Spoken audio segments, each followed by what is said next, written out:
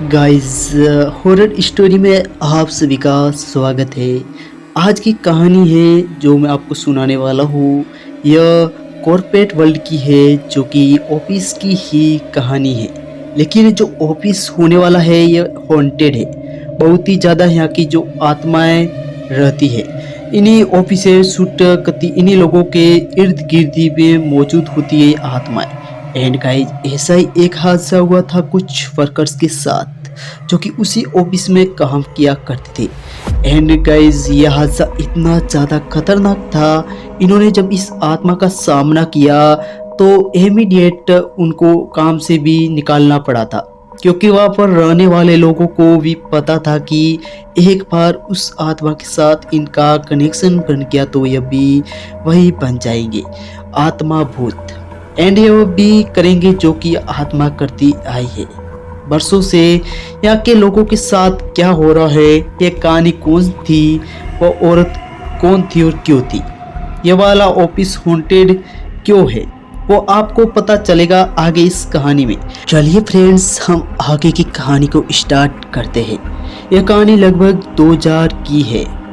यह बहुत ही पुरानी कहानी है, लेकिन फिर भी इसके सारे प्रूफ, सारे इंटरनेट आर्टिकल्स मौजूद हैं। उसके जो लिंक मैंने आज डिस्क्रिप्शन में दे दिया है, मैं आपको वीडियो ख़त्म होने के बाद उसे पूरे जाके आप देख सकते हो।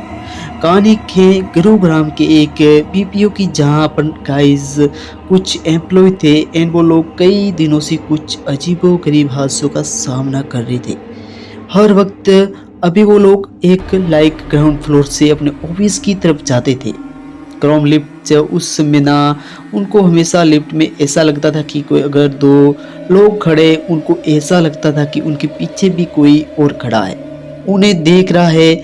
लेकिन जब वह लोग मुड़कर देखते थे तो पीछे कोई होता ही नहीं था। जब अगर ऑफिस में कुछ 2-3 लोग बैठे थे तो बात कर रहे, समझो 2 लोग बैठ के बात कर रहे हैं, इसलिए इन्हें ऐसा लगता था कि एक तीसरा इंसान भी वहाँ पे मौजूद है और उनकी बात सुन रहा है, हमारे इर्द गिर्द ही है। लेकिन जब जब वह मुड़ के देखते, वहाँ पर कोई भी नहीं होता था, लेकिन मौजूदगी हमेशा उन्हें महसूस होती थी। सारे एम्प्लॉयज को ये चीज़ें महसूस हो रही थी। ऐसा नहीं था कि कोई 1-2 इंसान को हो रहा था, हमें सिर्फ वह सभी एम्प्लॉयज महसूस कर रहे थे कि यहाँ कुछ तो है। एम्प्लॉयज जो थे उनको सभी को उन बुरी आत्मा का सामना हो चुका था। रंजीत, नैना और रोज जो ये की सब चीज़ों को ना बिल्कुल भी भाव नहीं दे रहे थे। 2 नाम के थे, जो एक रंजीत और एक नैना, उनको बिल्कुल भी कुछ अच्छा नहीं समझ रहे थे। ऐसा समझ रहे थे कि शायद ये कुछ हो ही नहीं सकता, अंधविश्वास है, हमारे ऑफिस में इट्स जस्ट फेक, सिर्फ कहानियाँ हैं। एंड गाइस, ये ना लिटरली एक ग्रुप था। रणजीत, नैना और रोज का हमेशा आते जाते रहते थे, ये लोग साथ में रहते थे। जो ग्रुप था ना, इसमें से नैना और रणजीत कभी अच्छे से काम ही नहीं करते थे, उनका मन ही नहीं लगता था काम में। कभी कभी हमेशा मस्ती और मौज के मूड में रहते थे। वो लोग हमेशा बातचीत करते थे, इधर उधर की बातें होती थी, लेकिन रोज सबसे अलग ही हमेशा काम करती थी। कभी कभी किसी से इतना भी ज़्यादा बातचीत नहीं करते थे, लेकिन थोड़ा बहुत ज़्यादा प्रोफेशनल की थी। लोगों को बताती थी कि मतलब अगर तुमने अच्छे से काम नहीं किया तो बहुत जल्दी तुम यहाँ से निकाले जाओगे। इन लोग इसी डर की वजह से काम भी किया करते थे। उनका पूरा दबदबा बना हुआ था उस ऑफिस में, और वो अपना मन लगा रखते थे काम। एंड गाइस, अभी कुछ ही दिनों में उनकी नाइट शिफ्ट होने वाली थी, नाइट शिफ्ट शुरू होने वाली थी। अब उनकी नाइट शिफ्ट शुरू हो चुकी थी। शुरुआत के कुछ दिनों में सब कुछ ठीक ठाक चल रहा था, ऐसा बदला नहीं था कि ये रात का समय था। दिलचस्पी, दोनों की जिंदगी में एक ऐसी रात आने वाली थी जो सब कुछ बदल के रखने वाली थी। उस रात अब बस तीनों की शिफ्ट खत्म होने वाली थी। ये लोग बस, रंजीत और नैना अपने बैग पैक्स कर रहे थे, और रोज भी बस अभी शायद उसी में लगी थी। बट अचानक से रोज के जो डेस्क का फ़ोन था वह बजने लगा। रोज उसे उठाने जा रही थी। फिर रंजीत ने बोला, अरे क्या कर रही हो यार, बस हो गया, अभी हमारा वक्त हो गया है, हमें अभी निकलना है यहाँ से। वो ऐसी बोलती है, और आखिरी कॉल है, उठा लेने दे, क्या पता किसी को बहुत ज़्यादा इम्पोर्टेंट होगा। फिर उसने कॉल उठाया। गाइज मैं आपको पहली एक चीज़ बता देता हूँ कि जो कॉल्स सेंटर्स होते हैं, बीपीओ होते हैं, यहाँ पे सिर्फ और सिर्फ 10 मिनट लगता है हाईएस्ट टाइम किसी को समझाने के लिए। अदरवाइज जो 1 मिनट में कॉल रख दिया जाता है। यहाँ पर अभी रोज ने उसने बीपीओ की जो पॉलिसी थी वह सब कुछ उसने समझाना शुरू किया। समझाते समझाते 10 मिनट के बाद रोज एकदम नम पड़ गई, शांत हिल भी नहीं रही थी। वह उसके दोस्तों को पहले लगा कि शायद कस्टमर ने कुछ कह दिया होगा, इसके लिए वह सुन रही है। देखते ही देखते अभी 1 घंटा बीत चुका था कि रोज बिल्कुल भी नहीं हिल रही थी। सफेद पुतले की तरह उसने सीट पर बैठी हुई थी और बस जो फोन था उसके कान पर लगा हुआ था। एंड गाइस रोज ना एक बहुत ही हेल्दी लड़की थी, लाइक एकदम थोड़ी हट्टी कट्टी थी।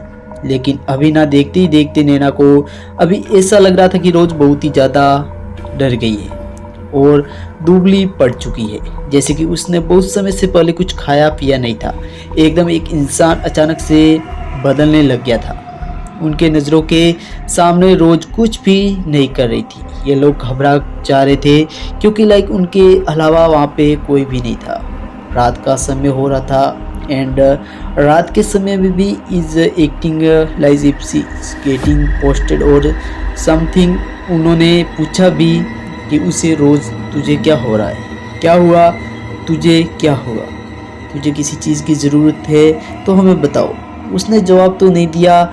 उसने कॉल रखा एंड वो भागते हुए ऑफिस के बाहर चली गई।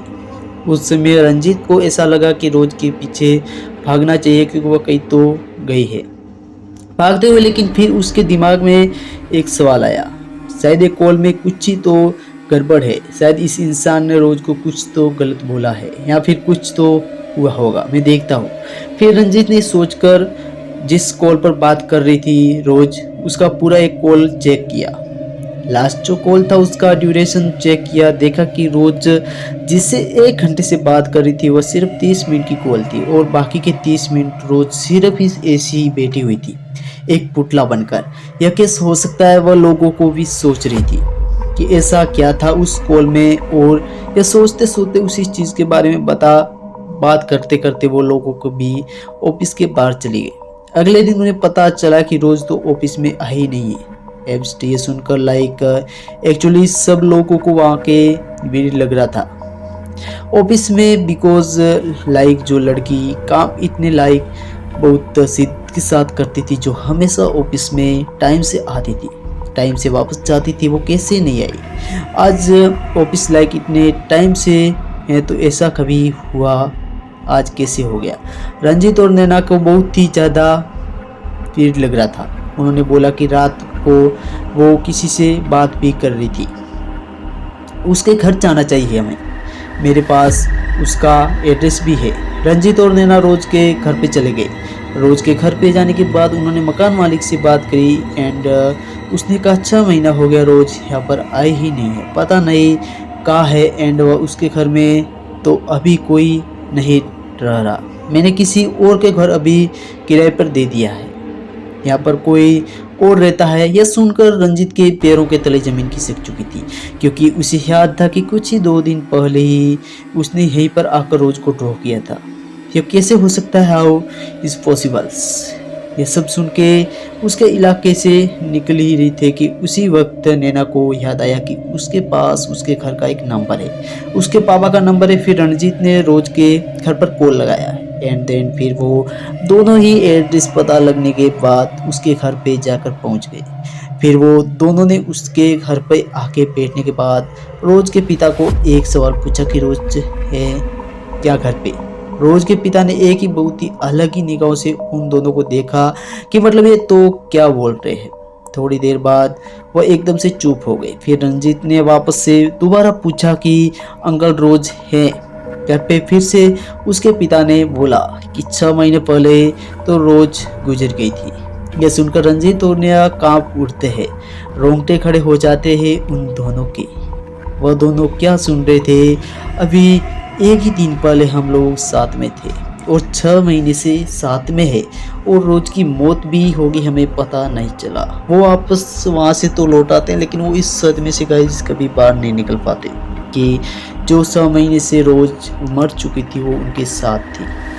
क्या यह आत्मा हो सकती है या कुछ और? आप देखते रहिए रहस्य अलर्ट, रोज डरावनी कहानियाँ।